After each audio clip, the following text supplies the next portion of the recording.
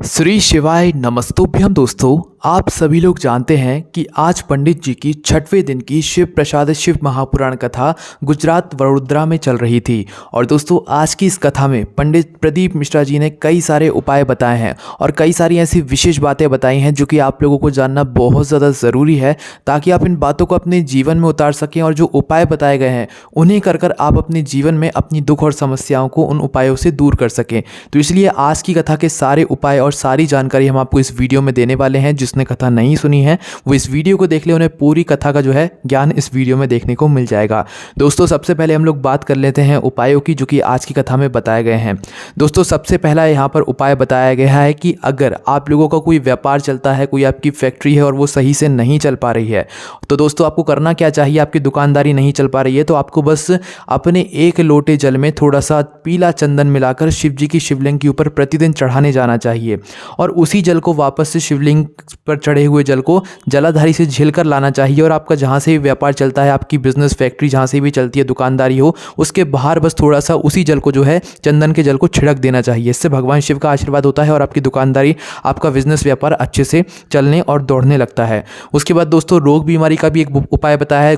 जो भी व्यक्ति बहुत ज़्यादा बीमार रहता है, बहुत ज़्यादा कष्टों से घिरा हुआ रहता है, तो उसे जो है शिवलिंग के ऊपर धतूरा चढ़ाना चाहिए, आंकड़ा चढ़ाना चाहिए। ठीक है, अगर वो व्यक्ति धतूरा और आंकड़ा शिवलिंग पर चढ़ाता है तो उसको जो है रोग बीमारी से जो है मुक्ति देखने को मिलती है।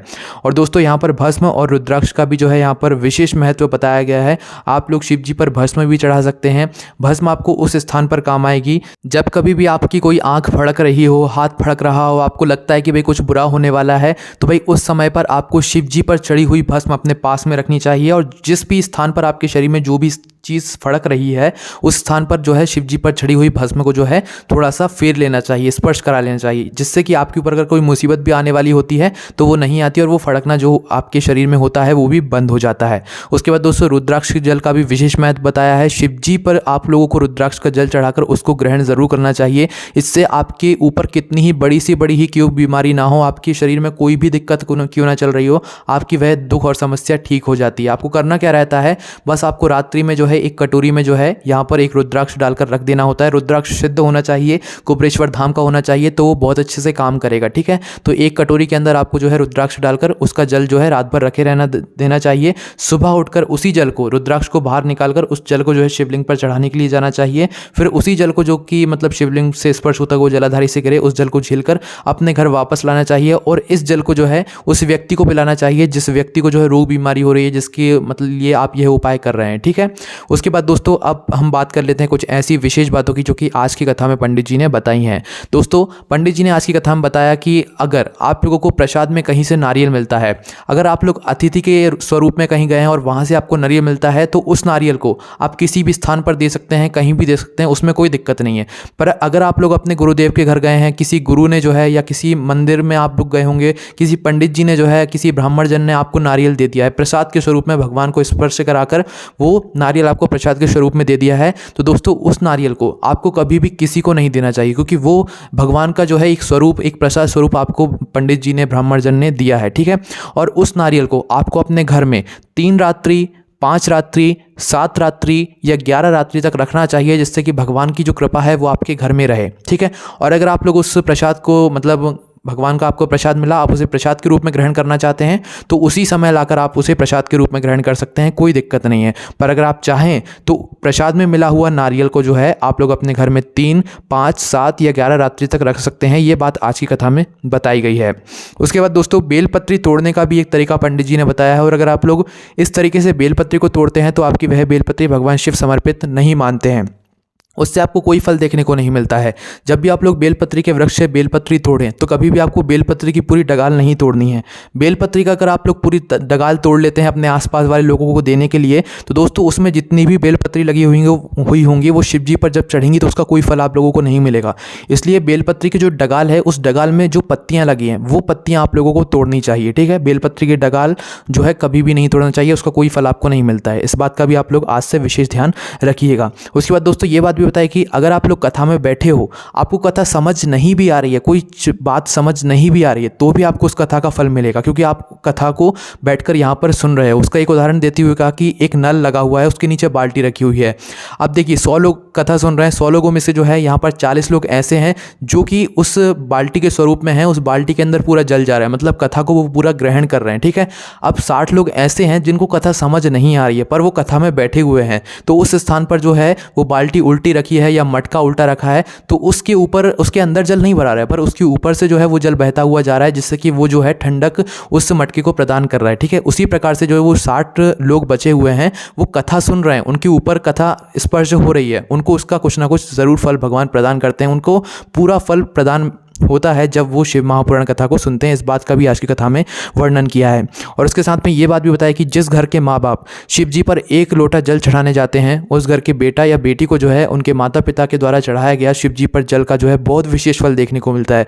उनके आगे जो है दुख समस्या जो आती हैं, उनसे जो है उन्हें मतलब परेशानी जो भी आती हैं, भगवान शिव के आशीर्वाद से वो नहीं आती। अगर उनके घर के माता पिता 1 लोटा जल प्रतिदिन चढ़ाते हैं तो उसका फल कुछ ना कुछ फल जो है उनके घर के बेटा और बेटी को भी ज़रूर मिलता है। उसके बाद दोस्तों ये बात भी बताया कि कभी भी गुरु और भगवान के सामने अपने धन का जो है यहाँ पर मतलब यहाँ पर बखान नहीं करना चाहिए कि आपके पास कितना धन है। कभी भी गुरु और भगवान के सामने कभी भी आपको धन नहीं दिखाना चाहिए।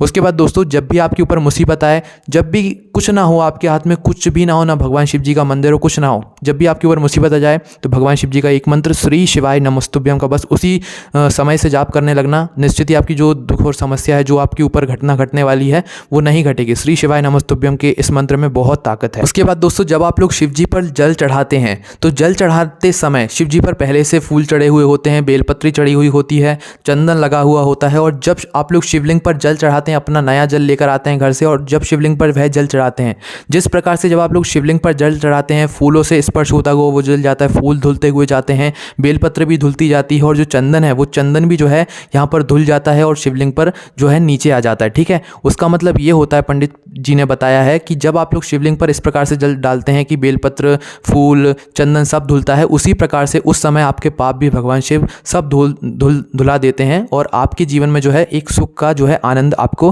प्रदान करते हैं। उसके बाद दोस्तों पशुपतिनाथ की व्रत की एक बात बताई है कि आपको जो है पशुपतिनाथ के व्रत में जो 2 हिस्से आप लोग मंदिर में रख कर आते हैं, उसका क्या करना है आपको। सबसे पहली बात तो आपने जो मंदिर में 2 हिस्से रखे हैं उनको आपको वापस से कुछ भी काम नहीं करना है, ठीक है। पशुपतिनाथ के व्रत में जो आप मंदिर में 2 हिस्से छोड़कर आते हैं, उसको आपको वापस से कुछ भी काम नहीं करना है। वो पंडित जी देखें या जो आ रहा है देखने वो देखे, ठीक है। आपको पर अपने प्रसाद को वापस से कुछ उठाकर नहीं किसी को देना है, ठीक है। मंदिर में अगर 2 भाग रखा हुआ है तो वो पंडित जी किसी को दे सकते हैं, या तो कोई और व्यक्ति आ रहा है, पंडित जी मंदिर में नहीं है, कोई और व्यक्ति आ रहा है, देख रहा है बहुत सारा प्रसाद रखा है, तो भी उस प्रसाद को वो गौ माता को दे सकता है। पर जिसका प्रसाद है वो व्यक्ति गौ माता को नहीं देगा, कोई और व्यक्ति गौ माता को उस प्रसाद को दे सकता है, ठीक है। उसके बाद दोस्तों पंडित जी ने ये बात भी बताया कि अगर आप लोग चाहते हैं कि शिव जी पर चढ़ा हुआ कोई प्रसाद आप लोग ग्रहण कर सकें, तो उसका एक उपाय है, एक उपाय को करके आप लोग शिव जी पर चढ़ा हुआ कोई भी प्रसाद ग्रहण कर सकते हैं। दोस्तों जब भी आप लोग शिवलिंग के ऊपर कोई भी शिव जी को कोई भी चीज़ समर्पित करें, कोई भी प्रसाद समर्पित करें, उसका अगर आप लोग भाग ना कर पाएं, क्योंकि भाग अगर आप लोग करेंगे तो ही आप उस प्रसाद को ग्रहण कर पाएंगे, अन्यथा नहीं कर पाएंगे। तो अगर आप लोग भाग ना कर पाएं तो भाई जैसे कि आपने केला चढ़ाया, केले का थोड़ा ना आप लोग भाग करोगे, सेवफल चढ़ाया, सेवफल का थोड़ा ना आप भाग करोगे, तो उस स्थान पर बस आप लोगों को अपने उस प्रसाद के साथ में ऊपर से एक बेलपत्र रखकर समर्पित कर देना चाहिए, जिससे कि वो प्रसाद का भाग शिव जी के गणों का नहीं होता है, ठीक है। तो बस आपको एक बेलपत्र के साथ में जो है अपना प्रसाद रख देना चाहिए, जिससे कि आप उस प्रसाद को ग्रहण कर सकते हो, प्रसाद के रूप में बांट भी सकते हो, ठीक है।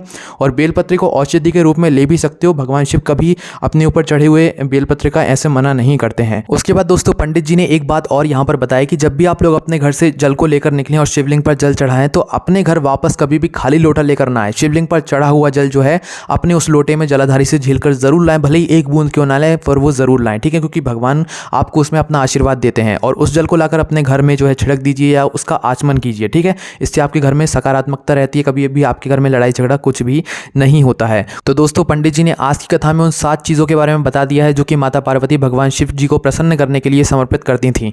सबसे पहली चीज़ है जल, दूसरी चीज़ है बेलपत्र, तीसरी चीज़ है चंदन, चौथी चीज़ है धतूरा, 5वीं चीज़ है आंकड़ा, छठवीं चीज़ है भस्म जो कि राख होती है, और सातवीं चीज़ है रुद्राक्ष।